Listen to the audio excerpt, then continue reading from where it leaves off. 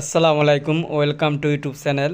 আজকের বিষয়ের টপিক হলো কিভাবে আপনি ড্রয়িং অনুযায়ী স্ল্যাব অনুযায়ী সাইড শাটার ফিটিং করবেন। যেমন আমার ড্রয়িংয়ে আমি একটা ইউটিলিটি বিল্ডিংয়ে আছি, ইন্ডাস্ট্রিয়াল বিল্ডিং। তাহলে আমার ড্রয়িং অনুযায়ী 750 হইলো আমার স্ল্যাব থিকনেস বিম সহ, যেটা টি বিম বলে।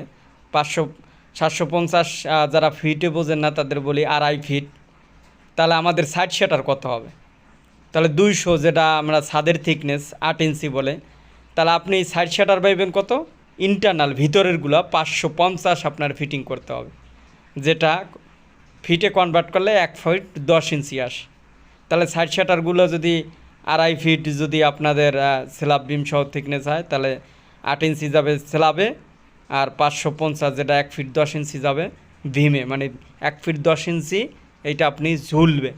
তাহলে সাইড সেটা দেখানো আমি আপনাকে দেখাইতেছি 550। আমি আর একটা ভিউ আপনাদের একালে স্পষ্টভাবে আমি দেখাবো।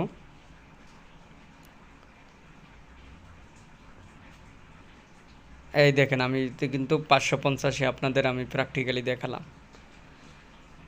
ইন্টারনাল যত সাইড শাটার আছে সবই, যেহেতু আমাদের 750 স্ল্যাব বিম সহ। এখন আমি আউট সাইডে, তাহলে আউট সাইড শাটারটা কী হবে? আউট সাইডে কিন্তু আমি ফিটিং করিনি, আমি আপনাদের টেপ মেপে আমি দেখাবো। আউট সাইডে কিন্তু আপনার বোর্ড হবে এখন স্ল্যাব বিম সহ 750-এর সাইড হবে, সাইড লাগাই দেবে 750-এর। এটা আমি লাগাই নিয়ে আমি আপনাদের দেখালাম, প্র্যাকটিক্যালি আমি আপনাদের বোঝানোর চেষ্টা করছি।